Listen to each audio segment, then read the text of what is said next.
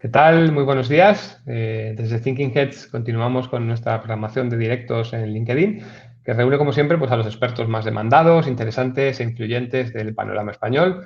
Antes de comenzar, nos gustaría, como siempre, agradecer a LinkedIn España y a Virginia Collera, la editora de noticias de LinkedIn, esta nueva oportunidad de colaboración. Hoy abrimos con la segunda sesión de este nuevo ciclo que inauguramos hace poco y que hemos llamado Life Futuro. Seguimos con la idea que tenemos, pues, de abordar y enfrentar tanto los grandes desafíos como las grandes cuestiones que estarán sobre la mesa y van a marcar un poco la conversación en este año. Y para ello, pues hoy nos gustaría hablar de educación financiera. Concretamente, vamos a intentar abordar la cuestión de poseer conocimientos de educación financiera en estos tiempos tan cambiantes, porque es importante, y porque una buena planificación nos puede ayudar a sufrir menos la crisis económica asociada a la pandemia que desgraciadamente todavía vivimos. Para ello hoy contamos con una invitada de excepción. Tenemos a Mónica Malo, la directora de Comunicación, Relaciones Externas y Sostenibilidad de la CECA. Muy buenos días, Mónica. Buenos días y muchas gracias, Iván, por tu presentación, y gracias también a LinkedIn y a Thinking Heads por darme la oportunidad de hablar de un tema que es importantísimo para el bienestar de los ciudadanos y que además a mí me apasiona. Estupendo. Bueno, cuentas con más de 15 años de experiencia en el sector de la banca. En 2005 te incorporaste a CECA para trabajar en el área de regulación, de políticas públicas y posteriormente también relaciones internacionales y RCC. Y hoy nos gustaría hablar contigo, pues, sobre un artículo que publicaste precisamente en tu perfil de LinkedIn recientemente y que se titula ¿Por qué la cultura financiera es una competencia necesaria en 2021? Es una cuestión, pues, especialmente pertinente en esta era del COVID, en la que todos hemos visto, pues, las consecuencias que la pandemia han tenido en el impacto directo en nuestros bolsillos. Comentabas al principio de tu artículo, la sociedad está cambiando a una velocidad que no deja indiferente a casi nadie, ¿no? Este fenómeno aumenta la necesidad de adquirir nuevas competencias personales y profesionales. Pero para ti, ¿cuál es la competencia que sería la imprescindible que deberíamos tener en el siglo XXI?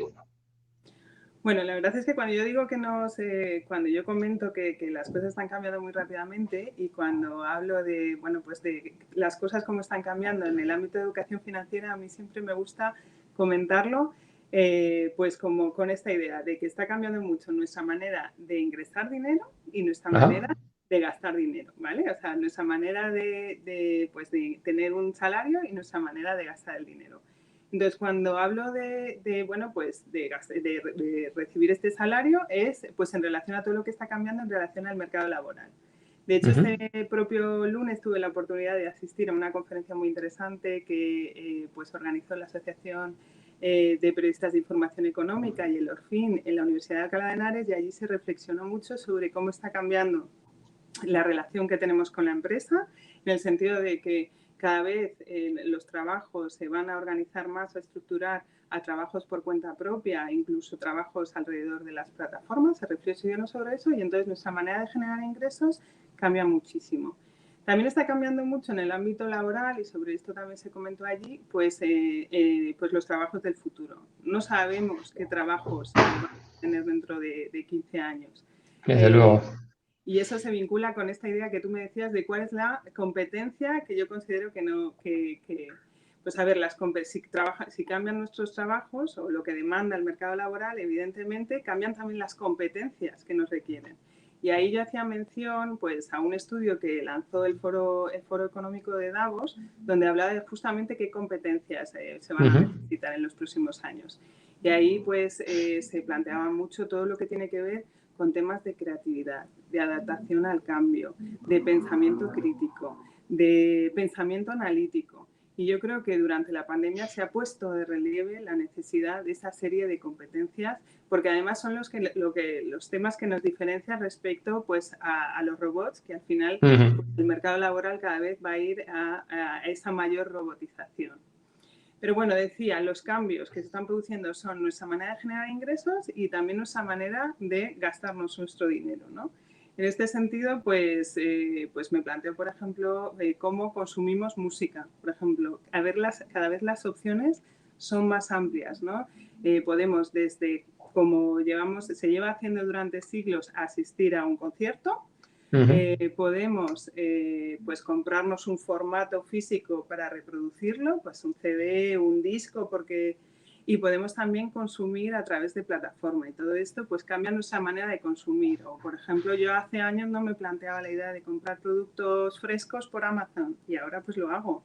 O durante la pandemia, por ejemplo, yo cambié mi manera de ir al mercado y pusieron, pues el frutero, mi carnicero, pues te comunicabas con él por vía WhatsApp y luego le pagabas por Bizum.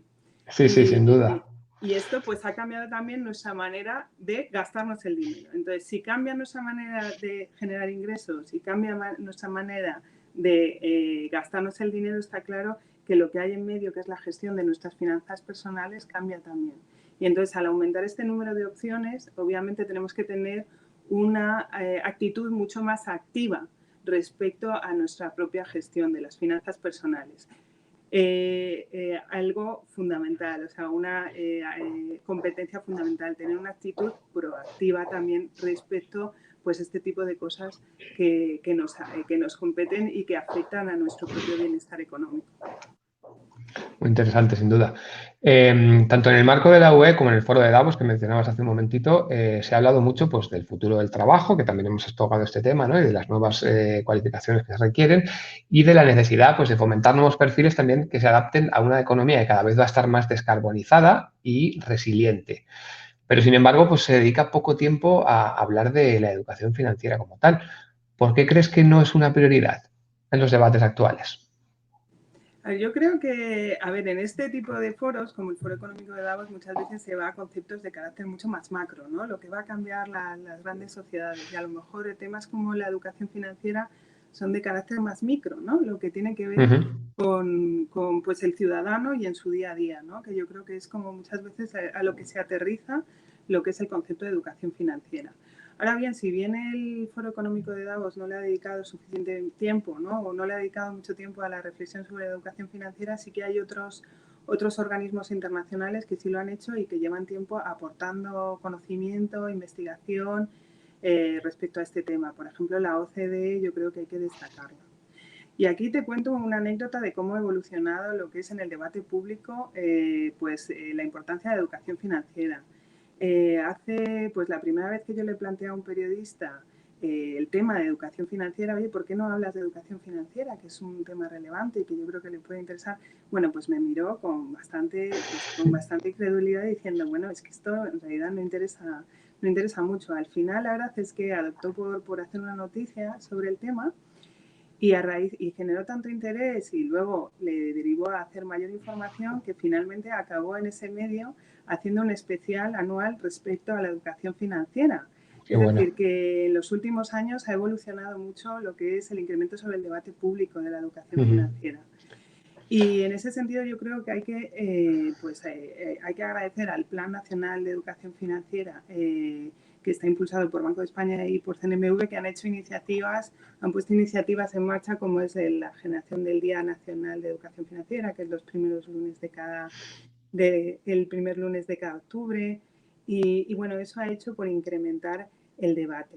Y en esos planes están los diferentes colaboradores donde pues están pues las asociaciones de investigación, los think tanks y también están las propias entidades bancarias y a través de sus patronales, CECA, EIB.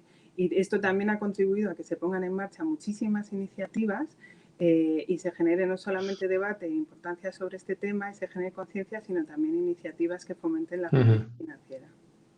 Sí, tú fíjate que nosotros en Thinking Heads tenemos un pequeño radar de cuáles son los temas que se llevan, porque al final representamos a muchos conferenciantes de diferentes áreas.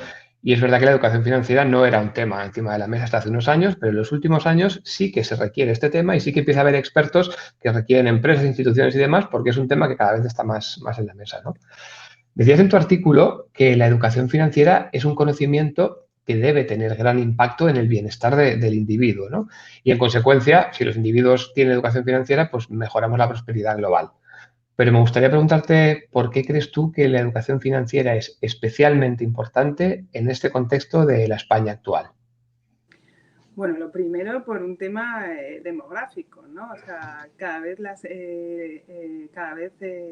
pues tenemos una sociedad más longeva. En España en concreto, pues sabes que tenemos la esperanza de vida mayor es una buena noticia, la esperanza de vida mayor en toda la Unión Europea y el tercero del Ujú. mundo por detrás de Suiza y detrás de Japón. Entonces, bueno, pues claro, obviamente estoy aquí, Iván, te voy a dar una mala noticia y es que los hombres tenéis una esperanza de vida un poquito más cortita que las mujeres Lo porque sé, lo sé. pero bueno, el hecho de que tengamos una sociedad más longeva, pues y esto lo dice pues, los diferentes organismos, incluida la Comisión Europea, pues hace que hay una previsión de la caída pues, de las pensiones públicas, ¿no? O sea, porque va a haber una ratio de menor número de cotizantes por pensionistas, ¿no? También hace el hecho, lo que hace, bueno, pues que a lo mejor tengamos que complementarla de alguna manera. Lo que hace también el hecho de que seamos más longevos es que pues, las situaciones de dependencia que normalmente requieren unas mayores necesidades económicas, pues también se vayan a incrementar.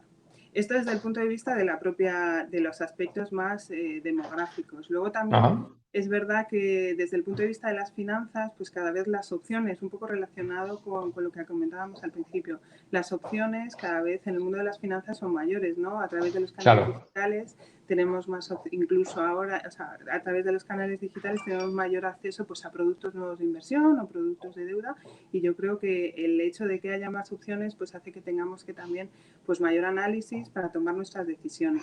Y esto unido al hecho que comentaba al inicio de que pues de la manera cambiante en la manera de generar nuestros ingresos hace que cada vez sea más importante que nunca pues tener mayor educación financiera y tener una mayor implicación y conciencia de la importancia de esto y el impacto que va a tener en nuestro propio bienestar. Decías en tu artículo, es un tema que me llamaba particularmente la atención, ¿no? Pues que el nivel que tenemos en España de desconocimiento en general de los temas financieros tiene una forma de U invertida. ¿A qué te refieres exactamente con este concepto? La verdad es que esto es un fenómeno que se da en España, pero en general es bastante extendido en todos los estudios que se hacen sobre pues los conocimientos financieros. Esa U invertida se refiere al segmento de edad de la población y es que normalmente son los jóvenes y los más mayores los que tienen un mayor desconocimiento de los temas financieros. Esto es especialmente pues relevante en la situación actual. No hay que olvidar que los más impactados por la crisis del coronavirus han sido los jóvenes, desde un punto de vista económico, sobre todo. Sin En el duda. año 2020, 1 de cada 4 jóvenes perdió su empleo, o sea que esto es algo que es muy relevante, y luego pues los propios mayores, ¿no? Que la crisis les ha venido a impactar de una manera más directa en el aspecto sanitario. Para mí esto es muy relevante a la hora de diseñar iniciativas para abordar o mejorar la cultura financiera, ¿no? Cuando cuando se diseñan o se piensan en programas para mejorar la cultura financiera, pues tienen que estar muy adaptados. Muchas veces se habla mucho de la educación financiera, la necesidad que se imparta en los colegios, que es muy relevante, pero luego, en línea con lo que comentábamos de la importancia de aprender a lo largo de la vida, pues una de las cosas es también aprender a lo largo de la vida y adaptar pues, nuestros conocimientos a los nuevos temas que las necesidades financieras que tengamos. Y los programas de educación financiera tienen que estar muy adecuados a los momentos. En concreto, en el ámbito de los jóvenes que hablábamos, pues que cuanta más información tengan sobre que el impacto financiero que va a tener su incorporación al mercado laboral, hasta la interpretación de su primera nómina, por ejemplo, o qué hacer con Claro. sus primeros ingresos. En el ámbito, pues en el carácter, pues lo que hablábamos de la gente más mayor, pues estaría más relacionado, por ejemplo, con todo lo que tiene que ver con las finanzas digitales. En la pandemia se ha visto claramente la necesidad que han tenido pues, los mayores de aprender a hacer uso de los canales digitales. Esto es algo que en las oficinas se vio muy claramente y que se ha hecho mucho hincapié pues, para tratar de evitar que los mayores se desplazaran con asiduidad Claro. a las oficinas para evitar el riesgo de contagio, ¿no? Entonces, esto yo creo que es muy relevante a la hora de definir estos programas. Pues marcabas claramente esa U invertida, ¿no? Que tenemos jóvenes y mayores, pero también mencionabas otro aspecto muy interesante que es la brecha de género, ¿no? Parece que también pues existe una diferencia de conocimiento entre hombres y mujeres. ¿Por qué crees tú que se puede dar este fenómeno? Bueno, pues efectivamente, lo que antes se decía de la longevidad, que eran buenas noticias, aquí la verdad es que las tornas se invierten y Se aquí invierte, claro. Sí, la verdad es que respecto al sesgo de género en los conocimientos financieros pues es claro, y todos los estudios nos muestran que en los estudios de competencias financieras pues aparece que las mujeres pues tienen un desempeño peor en estos estudios, ¿no? La brecha de género se ve en diferentes ámbitos. Para empezar, en el ámbito de carácter salarial. Obviamente, si hay una brecha salarial entre hombres y mujeres, pues el desempeño financiero también tiene un impacto, ¿no? Claro. Luego, pues la brecha de género en materia de acceso a determinados puestos de responsabilidad, que también tiene vinculación con esto que comentábamos de la brecha salarial, pero incluso desde un punto de vista del carácter de acceso financiero. Si lo miramos desde un punto de vista mundial, el nivel o la capacidad de acceso de mujeres a instituciones financieras reguladas es menor por parte de las mujeres, un 47%, y comparado con un 55% por parte de los hombres. Es decir, que la capacidad de acceso a una institución financiera regulada, que es la que te va a dar mayor seguridad, es menor. Esto que tanto se habla de la inclusión financiera, pues ya partimos de esa brecha. Y respecto a los conocimientos financieros en España, la encuesta de conocimientos financieros pues refleja lo mismo que otras encuestas a nivel mundial. Como ves, la verdad es que no hay tantas diferencias en este ámbito. Pues en este sentido, pues se muestran, pues puede deberse a varios motivos. En primer lugar, por el hecho de que tengan menores conocimientos, pero luego hay otro sesgo muy importante que a mí me gusta también destacar, y es que las mujeres tenemos menos confianza respecto a nuestros propios conocimientos. ¿Esto qué se refiere? Nosotros, cuando nos preguntan, tenemos más tendencia a responder el no sé, no contesta. O sea, si no estamos seguras de lo que estamos diciendo respecto a la pregunta que se nos haga, pues tendremos más tendencia a responder no sé, no contesta. Y para esto, para demostrar esto, que esto hace que también tengamos un peor desempeño en las propias encuestas, para demostrar esto hay un estudio muy interesante que lo que hicieron fue pues desarrollar pues una encuesta en la que se incorporase el no sé, no contesto, y otro grupo en el que pues no existiera esa posibilidad. Y entonces lo que se vio es que esa brecha de conocimiento de género se reducía un tercio si eliminábamos esa posibilidad.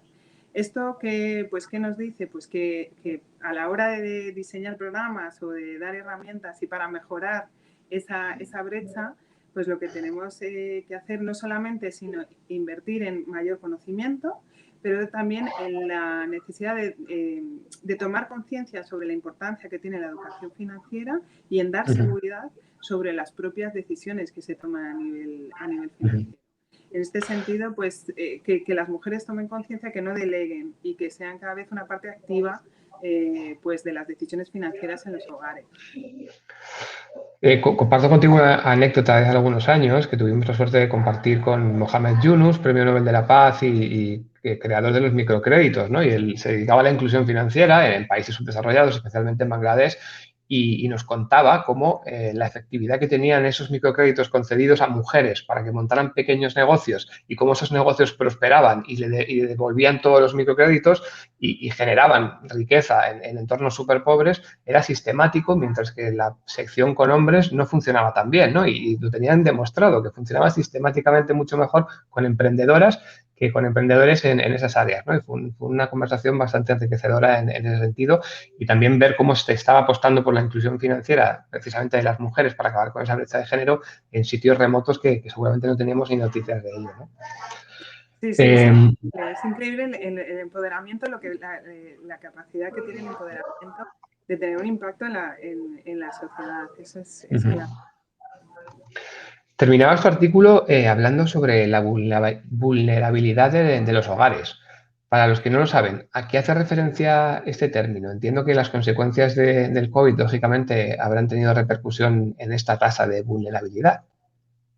A ver, la vulnerabilidad de los hogares a lo que se refiere es a los meses que es capaz un hogar de hacer frente pues, a los gastos básicos, es decir, a los gastos de la vivienda, de la luz, de la calefacción, de la alimentación y de la educación, cuántos meses es capaz pues de subsistir si pierde el principal ingreso que tiene, que entra en el hogar.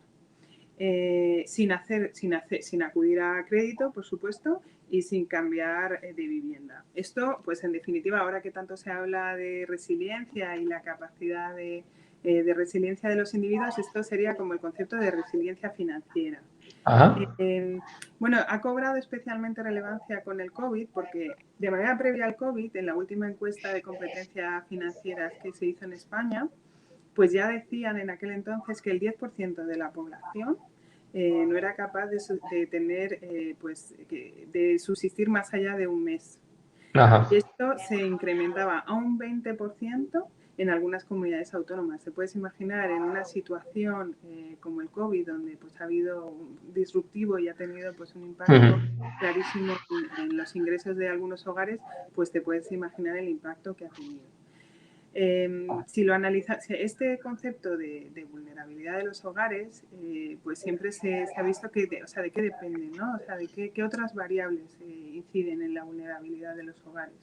Y bueno, analizado desde un punto de vista mundial, pues ahí siempre se habla de que está muy vinculado pues a los países más desarrollados, pues la vulnerabilidad de los hogares es menor y está pues correlacionado con el PIB. Pero es cierto que aparte del propio crecimiento de los países, también hay otra serie de aspectos sociodemográficos que impactan en cuáles son los, cuáles son los hogares de carácter más vulnerable. Y ahí nuevamente volvemos a incidir en temas, por ejemplo, de género. Pues los lugares donde donde los principales ingresos son mujeres, pues normalmente son más vulnerables. Y esto te puedes imaginar el impacto que tiene, por ejemplo, en hogares monoparentales, ¿vale? Claro. Segunda vez pues el impacto en la franja de edad, ¿vale? Pues lo que hablábamos de lo de la U invertida, pues. Y otro de los aspectos es el nivel de educación también del propio hogar, ¿no? Es más vulnerable cuanto menor nivel de educación, ¿no? Entonces yo creo que esto es algo sobre lo que también tenemos que reflexionar, y a la hora de diseñar las medidas, pues también es importante tener en cuenta. Se ha hablado mucho en estas últimas semanas, meses, ¿no? A raíz de la crisis del coronavirus, de cómo se ha modificado la concepción que teníamos del ahorro, ¿no? Y me gustaría saber pues, tu opinión sobre cuál ha sido el impacto real del COVID en la tasa de ahorro de los españoles. Vale, bueno, pues ha crecido muchísimo, te puedes imaginar, ¿no? O sea, de hecho es que alcanzamos cotas altísimas en el segundo semestre del año pasado, pues se alcanzó un 25% la tasa de ahorro, equiparándose a la de otros países europeos. Esto es lógico, ¿no? Un contexto en el que no podíamos salir. Claro, claro. ¿En qué vamos a gastar, no? Obviamente, pues o sea, por una parte, por la propia imposibilidad, ¿no? de gastar, y por otra parte también, pues ante un contexto muy incierto, pues la gente pues que hace es, pues toma medidas un poco de precaución por si acaso, ¿no? Por si acaso, para no reducir gastos. Esto ha hecho, bueno, ¿qué es el impacto que ha tenido? Sobre todo es que nuestra tasa de ahorro, la tasa de ahorro en España ha sido tradicionalmente más baja que en el resto de Europa. Si tomamos, por ejemplo, como referencia el último trimestre de 2019, pues en España era un 6%, mientras en el resto de la Unión Europea era alrededor del 12%. Luego, pues en 2020 ya te digo que se equipararon y alcanzaron pues esa cifra del 25%.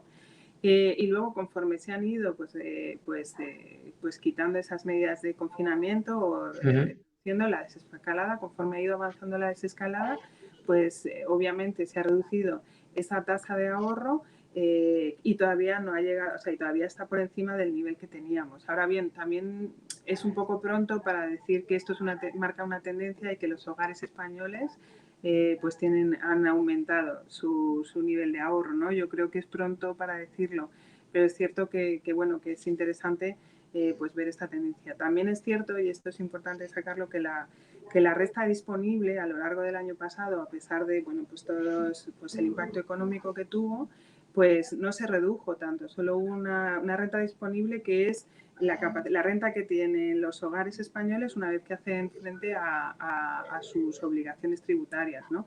Pues solamente se redujo un 3%. Esto pues pone de relieve pues que las medidas que se pusieron de carácter de ayudas sociales, etcétera, pues obviamente todavía pues tuvieron impacto y permitieron pues ese incremento de la capacidad de ahorro. Como digo, yo creo que es todavía un poco pronto para decir que esto pues marca una tendencia, pero bueno, es cierto que se reflexione sobre la necesidad de ahorro para incrementar esa resiliencia financiera, pues es importante, es relevante. Y son buenas noticias, sin duda. Son buenas noticias. Una espectadora que tenemos en directo, Ariadna, nos hacía una reflexión sobre si podemos o no podemos dejar en manos del Estado o del Gobierno la educación financiera, ¿no? Entonces, ¿cuánto crees tú que de público y cuánto crees tú que de privado deberíamos tener en esto de la gestión de la educación financiera? ¿Deberían ser los poderes públicos los impulsores? ¿Deberíamos ocuparlos entre todos? ¿Cómo lo ves?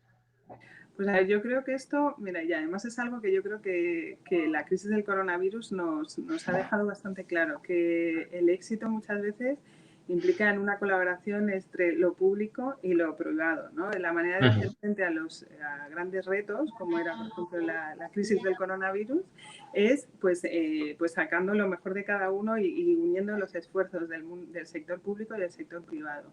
Está claro que mucho se habla de incorporar, o sea, bueno, pues del incorporado. Ya hay algunas, en primaria ya hay pues incorporado algunos conceptos de carácter financiero, ¿vale? En el currículum escolar. Y bueno, es cierto que ahí en la parte pues, de educación se marca una base y eso tiene que ser quizá con un carácter público. Pero como mencionaba antes, no es solamente en las primeras etapas de la vida, sino que a lo largo de la vida del individuo se requieren diferentes conceptos de carácter financiero y en ese sentido yo creo que tienen que venir de diferentes ámbitos, tanto desde el punto de vista público como desde el sector, del sector privado o incluso también del tercer sector o de otro tipo de organizaciones. El plan nacional en el que intervienen y lo impulsan los poderes públicos y participan también otra serie de, bueno, pues, de players en el mundo como pues, tanto el sector bancario, el sector privado, instituciones sin ánimo de lucro, el tercer sector, instituciones de carácter más de think tank, pues yo creo que eso, la verdad es que esa combinación yo creo que es muy positiva y es la clave del éxito. Estupendo. Pues si te parece, para terminar, me gustaría preguntarte de parte de Laura, de otra de las personas que nos está viendo en directo, si nos recomiendas, ella pedía algún libro, yo lo extendería a no solo el libro, sino en general fuentes, accesos, cursos, webs, películas incluso. ¿Qué se te ocurre que podemos recomendar a la gente que nos está viendo en directo y que nos verá después en diferido, si quieren empezar con esto de la educación financiera, si no han tenido referentes previos y les gustaría pues empezar a dar los primeros pasos? Pues a ver, es difícil elegir, pero bueno, yo lo que diría, pues lo primero es ir por ejemplo, a las webs que tienen en marcha pues los impulsores del plan, ¿no? Hay o sea, ellos lo que llaman Finanzas para Todos, hay pues esa iniciativa y tiene a través de sus páginas web hay muchísimo contenido donde pues podemos empezar a tener una parte que se llama GPS, por ejemplo, una página web donde pues ahí se puede empezar y se puede pues bichear. De hecho también hay incluso juegos que te pueden, bueno, pues para hacer esto, para ponerte tus propios, digamos, retos o examinarte tú de tus propios conocimientos financieros, ¿no? Es un poco una manera de empezar. Pero bueno, al margen de eso, también en las propias